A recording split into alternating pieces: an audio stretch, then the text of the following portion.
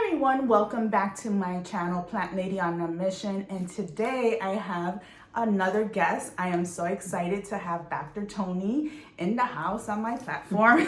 That's actually her line that I took. That's fine. It's interchangeable with everyone. So I'm really excited to have her on this channel and share a little bit about her businesses. I recently had the opportunity to be on her radio show, which we will also share in the description, and she could share those details, but I will pass it over to you. And thank you so much for sharing your time with us today. I know I've said this before, you could get money back, you could get statuses back, but time is something we can't get back. So thank you for sharing with us in advance. And so I'll pass it over to you. Thank you for having me, Rose. I'm really happy to be here. Hello, everyone. I am Dr. Toni McComb, and I'm the host and founder of The Doctors in the House on True Line Radio. It's on Monday nights at 8 p.m. and with a rebroadcast on Saturday. We're also on Amazon Music Podcast and on Apple Podcast as well. So it's a pleasure to be here, and thank you for being on my show. We're actually going to be airing on April 21st and again on April the 26th. And we had a really good conversation, open, candid conversation. We talked about domestic violence, but I'm doing a month of just really open and candid interviews. I had Pastor William Bayman III on, and we talked about sexual abuse of males, because that's something that most people don't want to talk about, and a lot of men don't want to come forward with what has happened to them. I'm also going to have another guest on that's going to share an experience, and we're going to talk a little bit more about the trauma that follows behind sexual abuse. And it's trauma for women, but it's really trauma for men in the society that we live in. You know, they're made to feel like they can't cry, they can't tell anyone, they're ashamed to say that things happen to them, and it makes them question their sexuality. Sometimes it makes them overly promiscuous, and, even in a heterosexual relationship, because now they're overstimulated, and they don't know what to do, especially when it happens to someone at a very young age. So these are some issues that we're going to address, and hopefully help to get the information out, get out some resources to people, and maybe get someone that may be going through this suffering or feel like they're suffering alone to know that they don't have to. Yeah, and thank you so much for everything you do. When I first created this channel, I shared a little bit about myself, right? I said that I was a trauma survivor. In one of the videos, I shared my whole testimony also, and coping skills also. So the whole purpose of this channel is to provide education around plant things. I called it Plant Lady on a Mission because it's what's helped me in my journey in co-regulating my nervous system, right? And also those that have been following me for a while and have seen my videos, you know that my safe space was when I was in the garden with my mom. And so the plants just give me that sense of safety, right? And they have great benefits also, right? And they're beautiful. We need them to breathe. Yeah, right? But we all have different approaches during our healing journey, right? And that's really what it's about.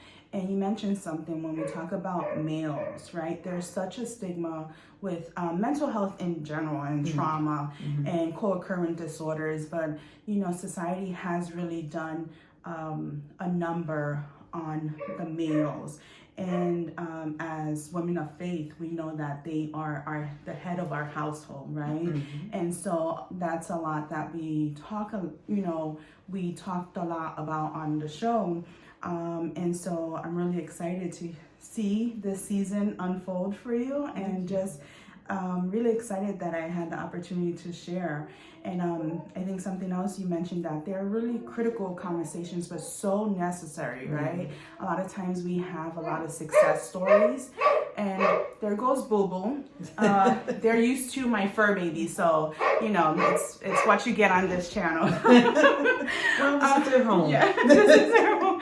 Let's see if we could turn him over. Where is he? There he goes. you know, this be on the interview as well. This is life. This is life, right?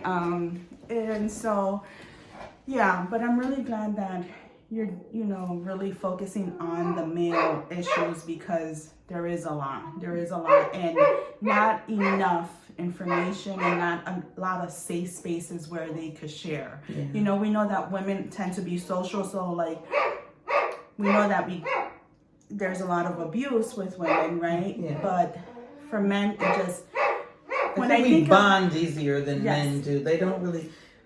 But I don't know. They don't open up to one another, and as we will, like we'll cry in front of each other, and we'll tell each other some really deep and personal things without judgment. You know, you have to pick and choose who you're going to talk to now, but without judgment. I think that the males feel more that they judge each other. Well, he's not really manly. What are you telling me? Some man did something to you. Are you trying to? Or you let them? You let them, right? Yeah. Or so even when we talk about the physical release, right?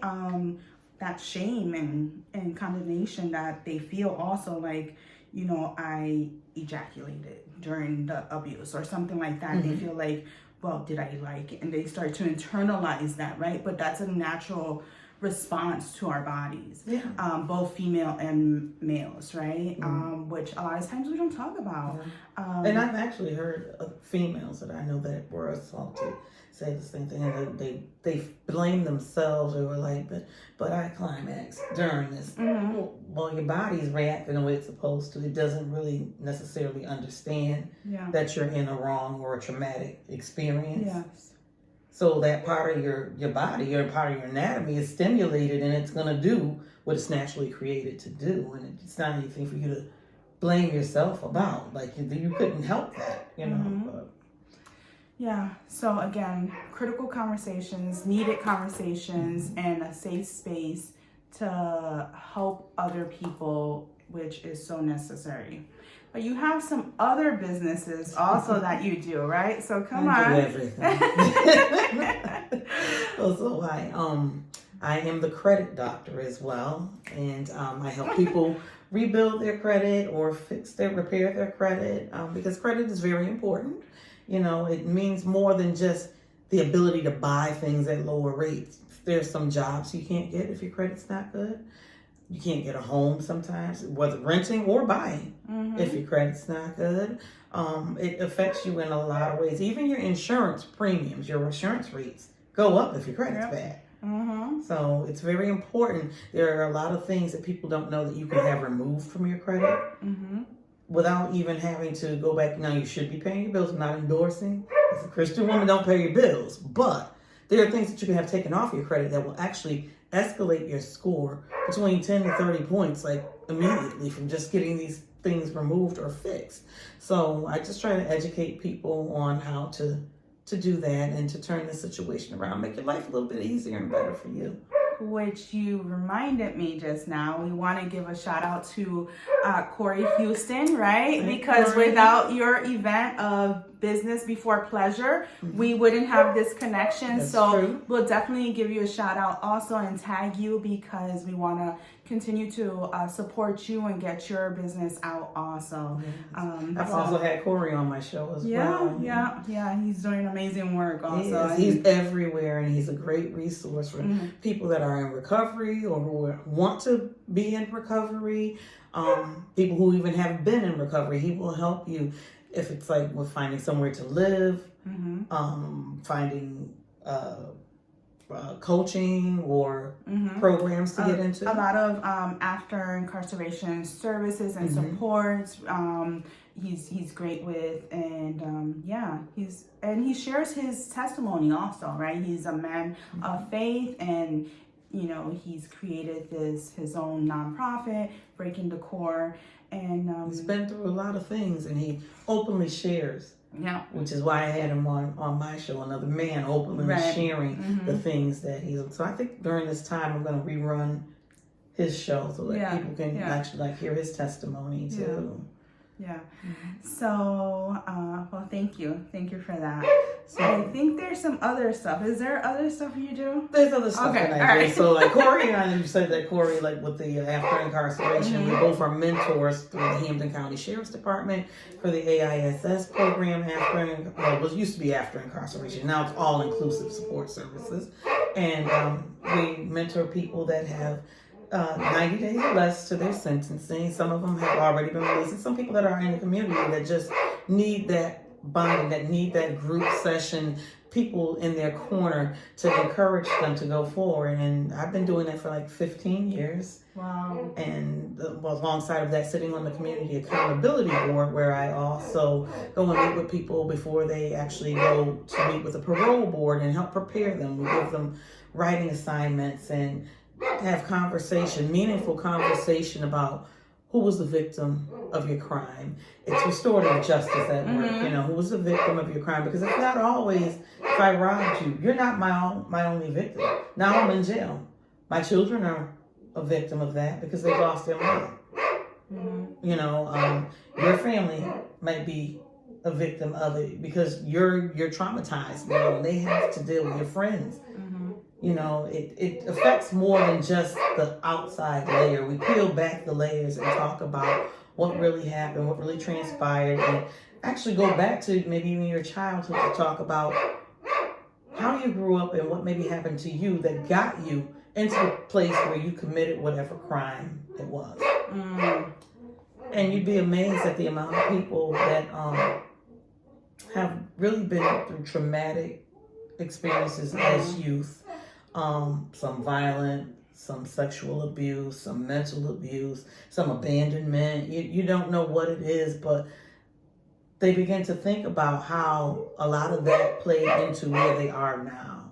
Mm-hmm. What might have caused them to commit the crime? Because a lot of you think sometimes, oh, well, I was on drugs and I just did it. Well, what caused you to get on drugs? Because nobody wakes up and says, I want to be a drug addict. I want to be an alcoholic. I want to be a robber. I want to be a rapist. Nobody wakes up and says they want to be these things. Something pushed you there. Right. So let's peel back the layers and get to what pushed you there. And if we can fix that, we can perhaps fix the fact that you will never have to be in this position again. Yeah, thank you for sharing that. And I know that we talked about the intergenerational traumas too, right? That a lot of times when we don't address things, right, it's then passed down, to our children and so on and so forth. But I think even when we think about child abuse, right, I know I shared, right, that then we, those are the behaviors that we internalize and think that are norms, right? And we actually start to believe, well, this is what life is, and this is a healthy, until we start to go through our own healing process and be like, wait, this is not healthy, right? No. I remember being like in kindergarten and wondering, looking around, like, I wonder what that person's life at home is, and this child and this child, and as a little kid in kindergarten, thinking that it's like, that shouldn't be our thoughts, but and you don't realize it at that time, but now looking back, you see that something was wrong in my home if I was wondering what everyone else's life was like. And I bring that up because this month is also child abuse awareness, right? And so a lot of times when we think of our children right now, right? And I was having this conversation with someone else, is that the invisible trauma is a lot of our children are being misdiagnosed, right? And the invisible trauma is not being caught, right? Because according to the DSM-5, they don't meet those requirements. So there is no like requirement or code for invisible trauma, or the assessment process is lengthy, but the DSM-5 will then, people that are diagnosing our children will put like autism or ADHD and all these other diagnoses, and then the medication process starts, right? And all of this. So, and it's funny that you say that because we went through a stint early to mid 2000s, late 90s, early to mid 2000s, where almost every child was diagnosed with ADHD or ADD, and they were all put on this Ritalin that's supposed to help them. And I was thinking to myself that I don't think this is possible. I really think that this is the easy thing to say. Right. When The you Band-Aid can't figure, fix. yes, The you Band-Aid can't fix. figure out exactly what's going on with the child. So we'll call it this. Mm-hmm. We'll put them on this medication that will just naturally slow them down. Mm-hmm. So whatever it is will appear to have gone away because they won't be fully functional. Yeah. But what happens when all these young people, these children then are now 18, 19, 20, they don't want to be medicated anymore, and they stop. Mm-hmm. And the problems come back. Now you have a full-blown adult that doesn't know why it's behaving the way that he or she's behaving. They don't know how to fix it. They don't want to be zombitized Mm-hmm. by this medication anymore. What do we do with them? You know. If they are our future, what do we do with them? Because Mm-hmm. those are going to be your new workers, Yeah. your political leaders, and something's not right. Mm-hmm. Yes. I'm all for let's teach coping skills versus medication, right? And I'm not opposed to medication. Mm-hmm. I just think that there's, seasons where you may need medications and may not. I know myself, I've been on medication and I haven't been on medication. Mm-hmm. And my goal is to really, as, a Christian woman, right, is to try to be and manage as holistically Mm-hmm. as I possibly can. Mm-hmm. But I do know that there are seasons in the year around Christmas time that, I may need more support, and that's okay, Mm-hmm. right? We're not And saying even support comes from just talking with Yep. a therapist, because Mm-hmm. I really wish that we in the Black and Brown Come on. community, in the BIPOC community, we've got to dispel that therapy means that I'm crazy. Yeah. Therapy means that something's wrong with me. No, therapy means that I want to be okay. I want to feel okay within Right. myself. And That it's I'm okay. It's okay to want to feel okay, right? Yeah, I want to be happy. If I'm not happy and I don't understand why I'm not happy, maybe I should talk to someone to figure out Mm-hmm.